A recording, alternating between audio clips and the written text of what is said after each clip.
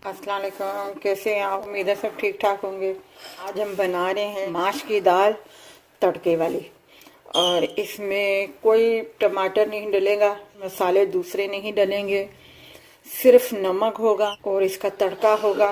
उसके लिए हमने लिया ये एक हरी मिर्च ली है और ये 2 लहसुन के जोए लिए हैं। ब्राउन प्याज जो मेरे पास पैकेट के पड़े हुए हैं वो हम गरम कर लेंगे।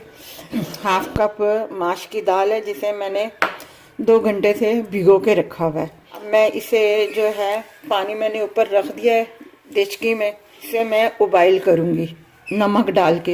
ये देचकी मैंने ऊपर रख दी है और ये दाल जो है मैं इसमें डाल दूँगी। अब इसे हम गलने के लिए अपना पकाएंगे। ये भी बहुत जल्दी गल जाती है। हाफ टी के बराबर मैं नमक शामिल कर दी है। अच्छा, ये जो झाग ऊपर से आ रही है ना, ये हम उतार लेंगे। दाल गल गई है बिल्कुल। इसे ज़्यादा बिल्कुल गुटावा नहीं बनाना इस दाल को। अब ये हो गई है दाल हमारी। अब मैं इसका पानी जो है नितार लेती हूँ। ये हमने फ्राई पैन रख दिया और इसमें मैंने ज़रा सा 1 चम्मच के बराबर जो है ऑयल डाल दिया है। लहसुन थे मेरे पास जो 2 जो मैंने आपको बताए थे वो मैंने इसमें डाल दिए हैं, ब्राउन करके रख दिए हैं। हरी मिर्च मैंने काट ली है। मसाले वाली फ्राई दाल तो मैंने आपको बता दी। अब मैंने जीरा शामिल कर दिया क्योंकि लहसुन जो है थोड़ा थोड़ा सा ये ब्राउन होना शुरू हो गया। इसकी आग बिल्कुल मैं ख़त्म धीमी कर देती हूँ।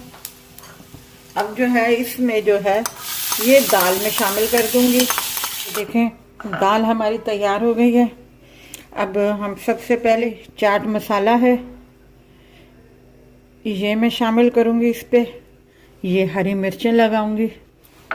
अब इसके ऊपर जो है ये जो मैंने ब्राउन प्याज किए थे ये शामिल करूंगी।